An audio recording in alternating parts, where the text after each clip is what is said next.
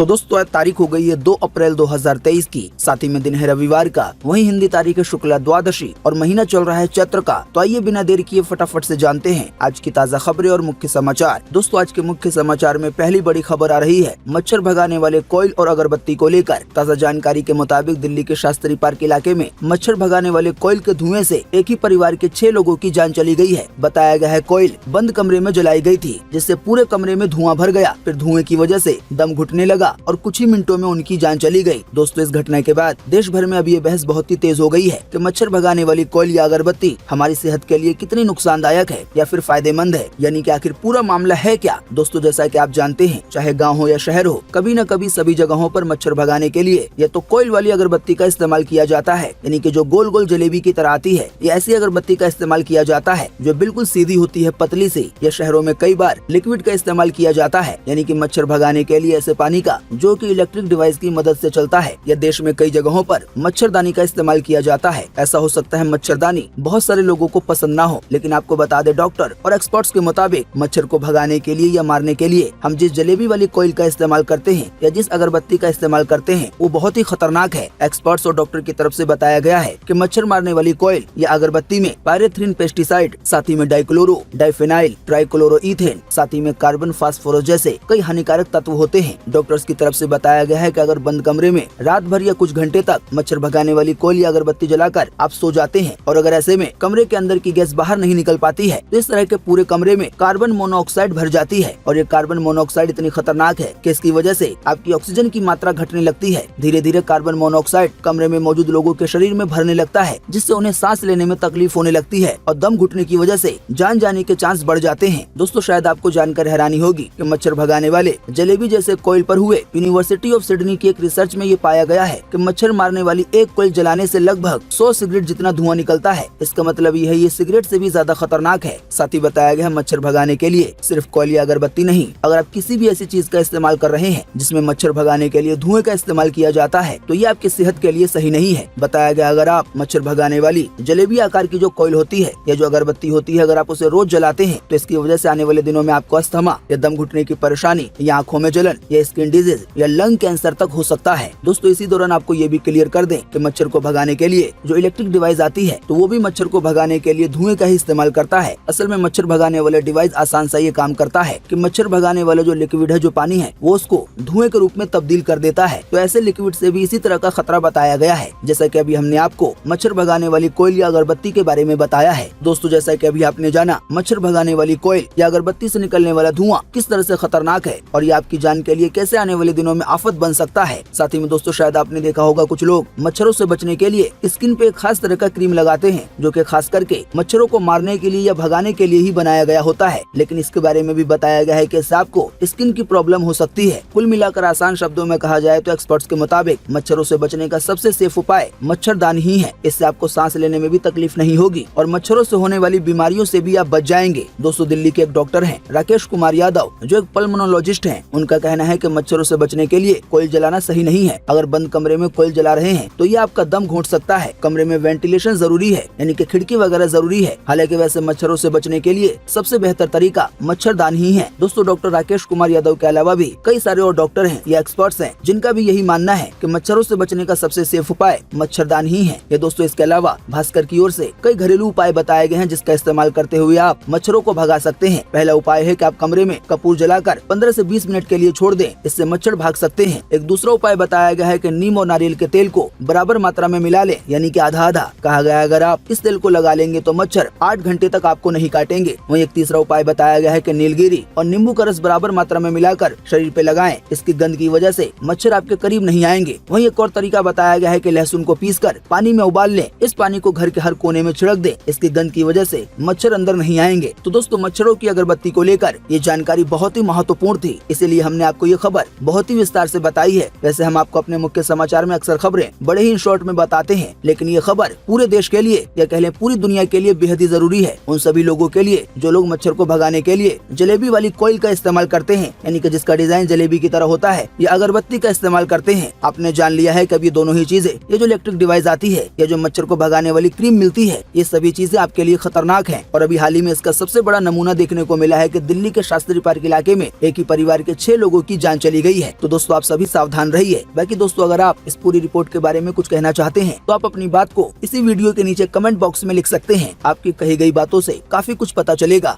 वहीं दोस्तों अगली बड़ी खबर आ रही है गैस सिलेंडर के दाम घटने को लेकर। ताज़ा जानकारी के मुताबिक बीते रोज यानी कि 1 अप्रैल को सरकार ने एलपीजी गैस सिलेंडर की कीमतों में कटौती की है। बताया गया कमर्शियल गैस सिलेंडर की कीमत में 92 रुपए की कमी की गई है। इस कटौती के बाद अब दिल्ली में कमर्शियल गैस सिलेंडर 2028 रुपए का हो गया है। हालांकि दोस्तों आपको बता दें घरेलू एलपीजी गैस ग्राहकों के लिए कीमतों में कोई बदलाव नहीं किया गया है। यानी कि 14 किलो 200 ग्राम वाला जो घरेलू गैस सिलेंडर आता है उसके दाम ना तो बढ़ाए गए हैं और न ही घटाए गए हैं। लेकिन जो कमर्शियल गैस सिलेंडर है यानी कि 19 किलो वाला सिलेंडर तो उसके दाम में 92 रुपए की कटौती की गई है। इस कटौती के बाद अब देश की राजधानी दिल्ली में कमर्शियल गैस सिलेंडर की कीमत जैसा कि अभी हमने आपको बताया 2028 रुपए हो गई है। वहीं कोलकाता में ये 2132 रुपए का हो गया है। वहीं मुंबई में ये 1980 रुपए का हो गया है। वहीं चेन्नई में ये 2192 रुपए 50 पैसे का हो गया है। वैसे आप नहीं जानते हैं तो आपको बता दें बीते 1 मार्च 2023 को 19 किलो वाले इसी कमर्शियल गैस सिलेंडर के दाम में 350 रुपए 50 पैसे का इजाफा किया गया था। वहीं दोस्तों अगर बात की जाए घरेलू गैस सिलेंडर के दामों की तो दाम वही पुराने वाले हैं। यानी कि अभी देश की राजधानी दिल्ली में आपको 14 किलो 200 ग्राम वाला घरेलू गैस सिलेंडर 1103 रुपए का मिलेगा। वहीं मुंबई में ये आपको 1102 रुपए 50 पैसे का मिलेगा। कोलकाता में 1129 रुपए का मिलेगा। चेन्नई में 1118 रुपए 50 पैसे का मिलेगा। जयपुर में 1106 रुपए 50 पैसे का मिलेगा। भोपाल में 1108 रुपए 50 पैसे का मिलेगा। रायपुर में 1174 रुपए का मिलेगा। चंडीगढ़ में 1112 रुपए 50 पैसे का मिलेगा। वहीं बिहार की राजधानी पटना में ये 1201 रुपए का मिलेगा। वहीं दोस्तों अगली बड़ी खबर आ रही है देश के कई हिस्सों में एक बार फिर से हिंसा होने को लेकर। जानकारी के मुताबिक बिहार के सासाराम और नालंदा में बीते शनिवार को भी हिंसा हुई। नालंदा के बिहार थाना क्षेत्र में 2 पक्षों के बीच गोलीबारी हुई। इसमें 3 लोगों को गोली लगी है। बाद में इनमें से एक की जान चली गई। आप नहीं जानते हैं तो आपको बता दें नालंदा में बीते शुक्रवार को जहां हिंसा हुई थी वहीं से करीब 1 किलोमीटर दूर बीते शनिवार को भी फिर से हिंसा हुई। इस दौरान करीब 30 बार फायरिंग की गई। पुलिस मौके पर पहुंची लेकिन तब दोनों पक्षों में से वहां कोई मौजूद नहीं था। बताया गया फायरिंग के बाद यहां पुलिस पर पथराव भी किया गया। बाकी दोस्तों अगर आप हमारे मुख्य समाचार रोजाना देखते होंगे तो शायद आपको पता होगा कि बीते शुक्रवार को बिहार के अलावा देश के कई जगहों पे हिंसाएं भरी खबरें आई थी। इसकी वजह से देश के कई हिस्सों में धारा 144 लागू कर दी गई है, खास करके पश्चिम बंगाल के कुछ हिस्सों में। वहीं दोस्तों अगली बड़ी खबर आ रही है बिहार के पटना में एक भयंकर वारदात को अंजाम देने को लेकर। जानकारी के मुताबिक पटना के पुनपुन में बीते शनिवार को एक व्यक्ति ने 12 साल के एक बच्चे की गला काटकर हत्या कर दी। इसके बाद आरोपी बिजली के हाई टेंशन टावर पे चढ़ गया। करीब 4 घंटे तक वो टावर पे रहा। बताया गया इसी दौरान टावर के पास भीड़ लग गई और भीड़ ने टावर पे चढ़े आरोपी को इतने पत्थर मारे जिसकी वजह से वो नीचे आ गिरा। इसके बाद लोगों ने उसको इतना पीटा कि उसकी जान चली गई। इसी दौरान मौके पे पुलिस पहुंची लेकिन तभी भीड़ ने पुलिस वालों को ही खदेड़ दिया और पुलिस पे पथराव भी हुआ। इसके बारे में पुलिस का कहना है कि जो आरोपी है यानी कि जिसकी जान आम जनता ने ही पीट कर ले ली तो वो मानसिक तौर पर विक्षिप्त था, यानी कि उसकी मानसिक हालत सही नहीं थी। फिलहाल अभी आरोपी की पहचान नहीं हो पाई है।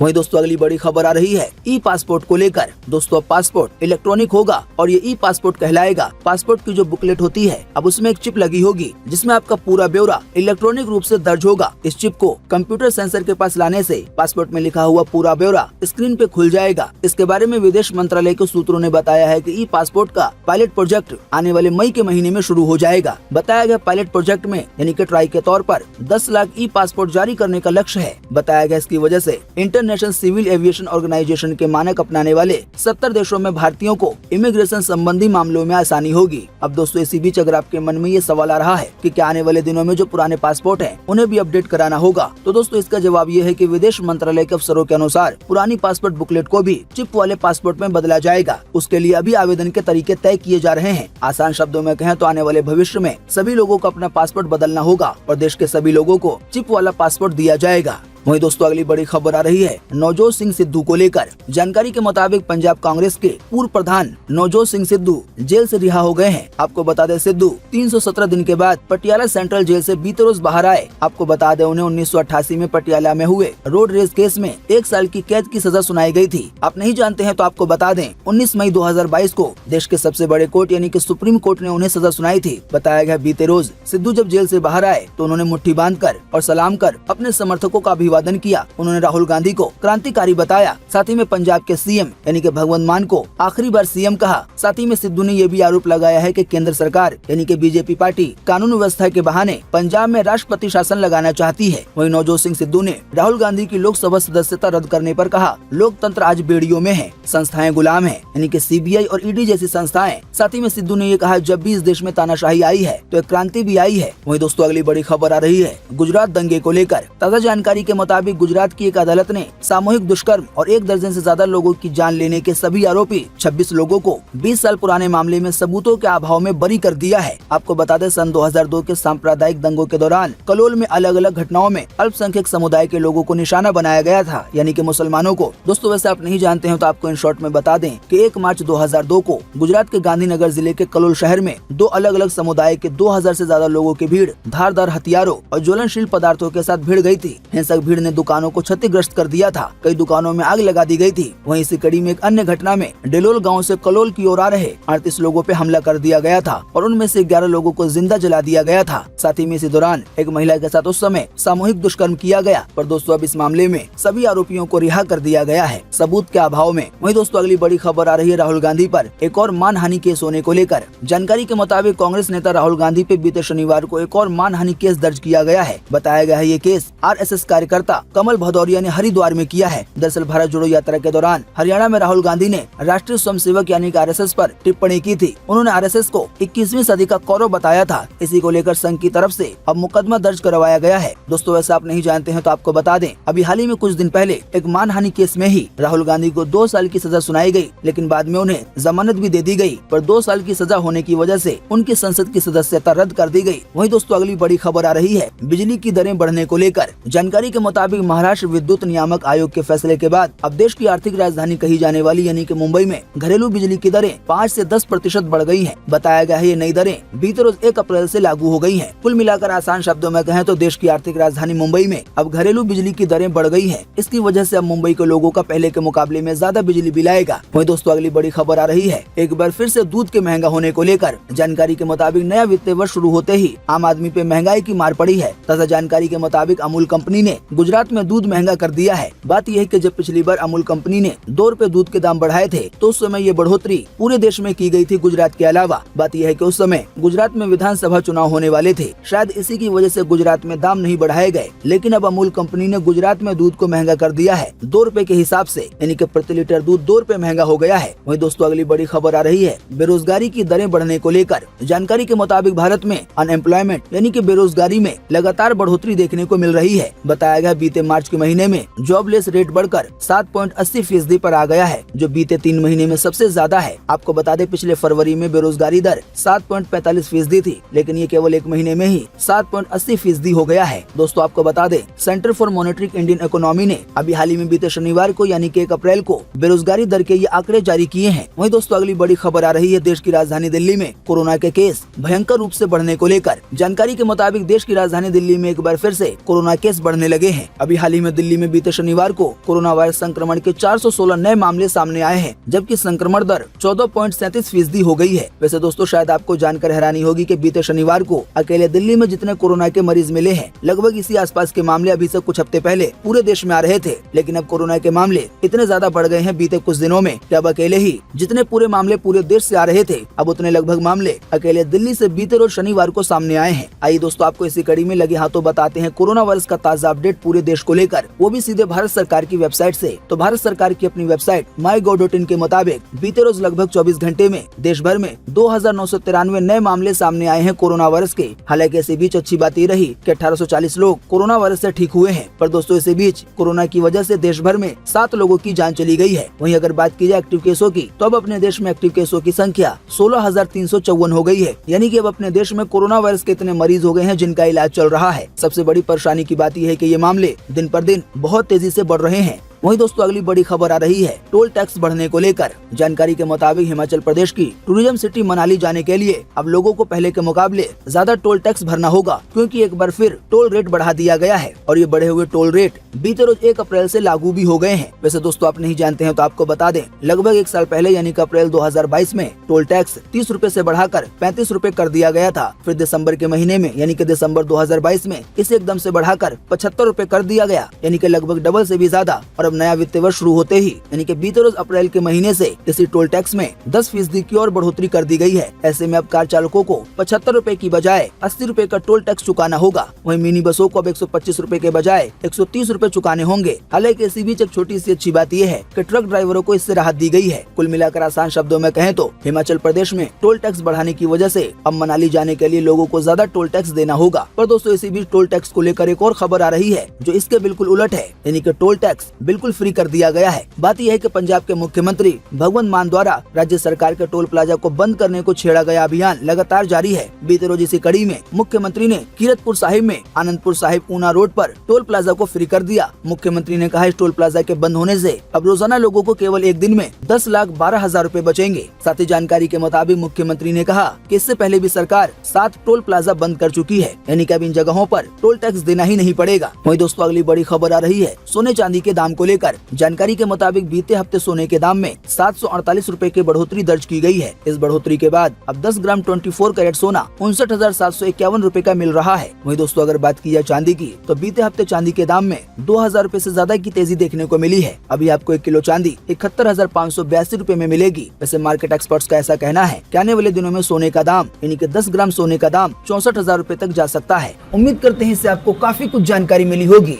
हम बस इसके बदले में आपसे इतना ही चाहते हैं कि आप इस वीडियो को लाइक कर दें और शेयर कर दें, क्योंकि आपका लाइक और शेयर करना ही होता है हमारी मेहनत का फल। वीडियो देखने के लिए आपका बहुत बहुत धन्यवाद। Thanks for watching.